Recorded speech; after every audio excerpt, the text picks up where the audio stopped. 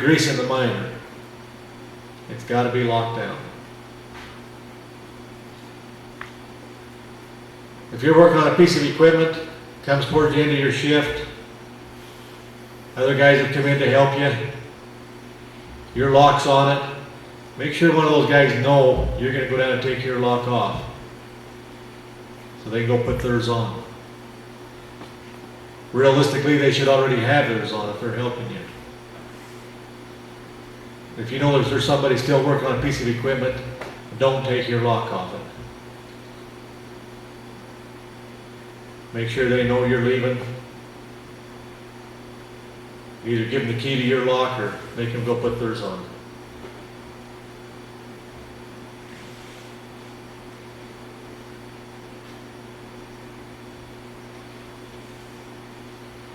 Okay, questions on electricity? Everybody understands anytime you're doing any kind of work on a piece of equipment that you lock it out.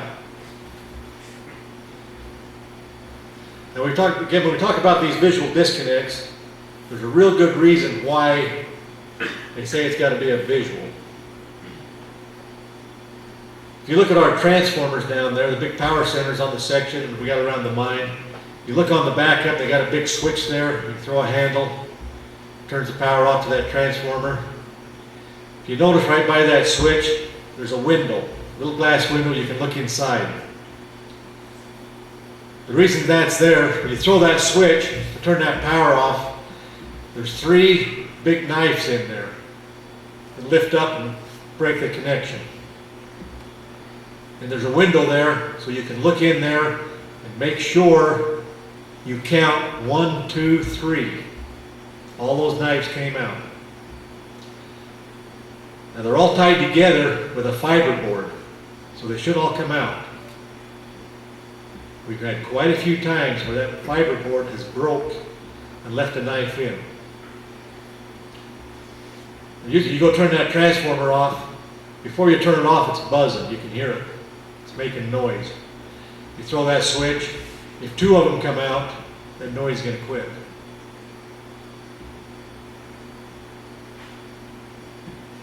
If 1 stays in, you've still got a hot transformer. And it's not making no noise.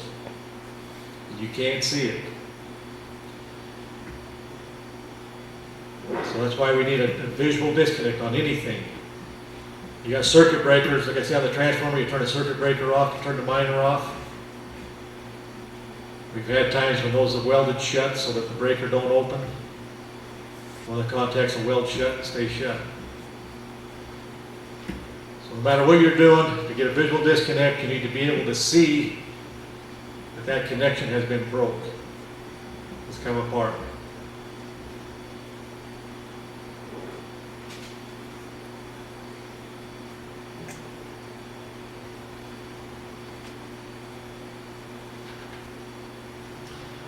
Anybody got anything on electricity?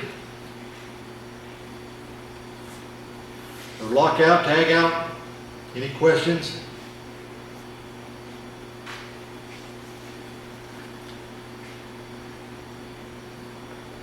What do you do if you're way down the belt line somewhere and you see a bad roller needs to be taken off?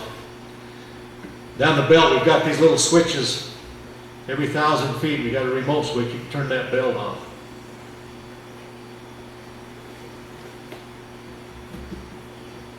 Normally you turn that switch off, you can't turn it on any place else but where that switch is. So if you need to change your roller, what are you going to do?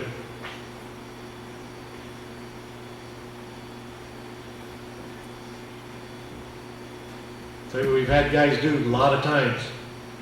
Turn that switch off and go change the roller.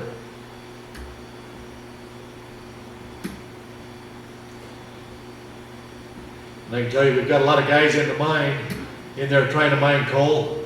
Their belt goes off. They go down to the belt controller. There's a little readout there that says remote switch.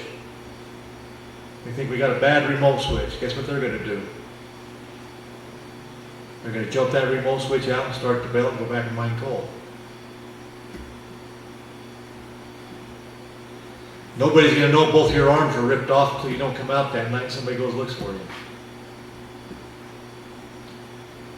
We've had guys turn those remote switches off and make splices. Cut the belt in half and make splices. We've had guys turn the belt on while he was doing it.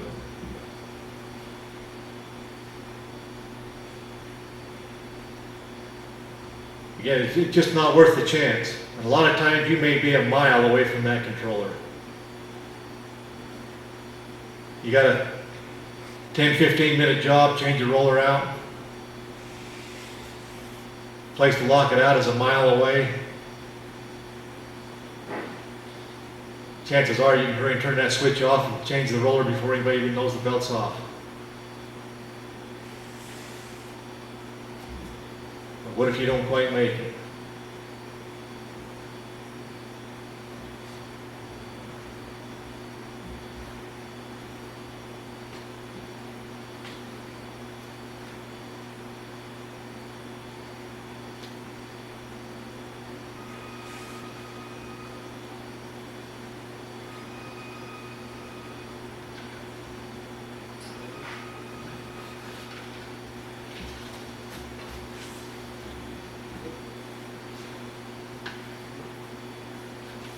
So we talked a little bit about new regulations MSHOS came up with. What they done, they came up with, all the mines have to come up with what they call an emergency response plan. Technically what that is if there is an emergency, you have a mine fire, explosion, some real emergency, we've got to have a plan. So I'm just going to go through this with you a little bit so you understand what we're up against, what we're doing. First of all, it says training and the emergency response plan will be conducted within 30 days of the response plan approval. Now, one thing they have in here, what they call post-accident communications.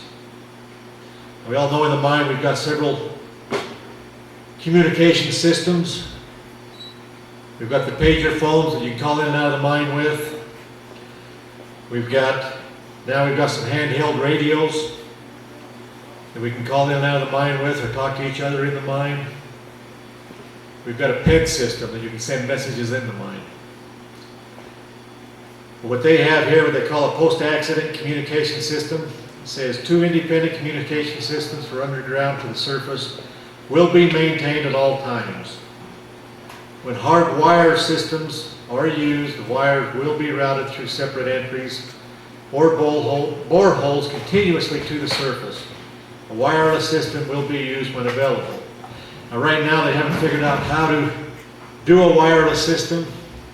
We've got a system, I guess you could say it's semi-wireless, because it's a handheld radio, but we have to have an antenna wire that runs all in the mine to use it.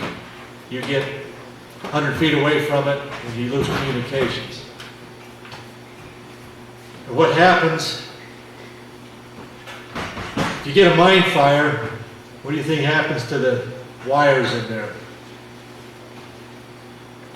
Your communication system's gone right now. One of the first things that's going to go, you get a good fire, an explosion, those wires are going to melt, that'll be the end of your communication system. They're working on trying to get some kind of a wireless system. Nobody's figured out how to talk 2 ways through the mountain. I believe that eventually somebody will come up with something. But as of now, we don't, so we have to have 2 separate systems. Right now, we're running a second telephone line down our return entry, so we'll actually have 2 mine phones in the mine. If one don't work, you can go to the other one, hopefully it'll work.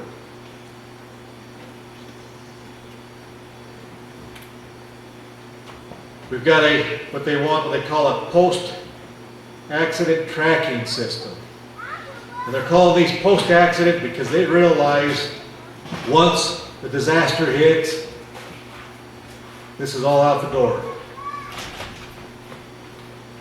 You got a post-accident communication system, you get a good fire or mine explosion, you don't have a communication system anymore. The same with this post-accident tracking system. What we have right here is a dispatch system or equivalent system located on the surface will be used to track the location of all persons underground. The location of personnel will be recorded in writing or electronically for the duration of the shift. An electronic tracking system will be used when one becomes available and MSHA approved. Now again, they want to know where everybody is all the time. And there's actually a real good reason for that. If you have a mine explosion, have a fire, you got mine rescue teams going to go in there and try to rescue people. It'd be real nice if they knew where those people were they were looking for. You go in some of these mines that are miles long. Right now our mine's not that big. Robbie Brown went back east just the other day to look at some long wall shields. Where they had these shields stored was 8 miles underground. And that wasn't to the deepest part of the mine.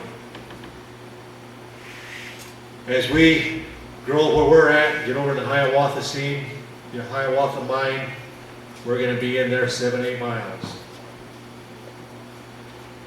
So it's going to be big mines. You have 50, 60 people in there. It'd be nice to know where they're at. Again, they want an electronic system, kind of like a GPS system. Everybody will wear a little badge, be able to track it and see where you're at all the time. Again, I know most of you have seen these GPS systems. They run off a satellite. They haven't got a satellite that'll look through the mountain yet. They haven't figured out how to do that. So what we're doing now, we have a dispatch system. We've got a person on the surface that's there all the time people are underground. We've got the mine divided up into 3 separate zones. When you first go in the mine, we've got some telephones right there at the portal. Or if you've got a handheld radio, you can call her. You tell her who you are, who's with you, and that you're going in the mine. When you get into the mine, right now we've got split off to 2 sections. One goes into North Mains, one goes into West Bleeder. When you get to that area, whichever way you go, there's some more phones. You call her. We're going into the West Bleeder. She keeps track of that in a computer down at the office, so we know where everybody is. And again, this is post-accident. If you have a mine fire, you have an explosion, people are going to be not going to stay there. But at least the mine rescue teams will know before this fire happened, we had 15 guys in the West Bleeder. Where's the most likely place they're going to go? You have a lot better chance of finding them. When you come back out of the mine, you get back into the main entries, you call her, tell her we come out of the West Bleeder. She'll note it on the map, in the computers. You get outside, you call her, say we're outside. One thing we have found, it's been a real hassle, but it has come in handy, not just to comply with MSHA's regulations, but it's helped the mine quite a bit. A lot of times we'll try to figure out where somebody is. We need to get a hold of somebody. We can get a hold of dispatch and say, hey, where's so-and-so? And she can tell us where they're at. They do have some systems right now, some companies that's come up with some systems where you can have a little badge. It's kind of like these card readers you see in a lot of places. You got a little badge on you. You got to have a little receiver that you drive by, and it'll pick it up and let them know where you're at. I think they've got them to where you can take a man trip in and have as many as 25 guys on the man trip doing 30 miles an hour. Go past that, and it'll register every person in the man trip. We haven't put one in yet, simply because we think there's going to be something a lot better to come up with in the next year or two. So we decided to wait and see what is developed and try to get the best as they come up with it. But right now, we've got the dispatch system that we're required to use.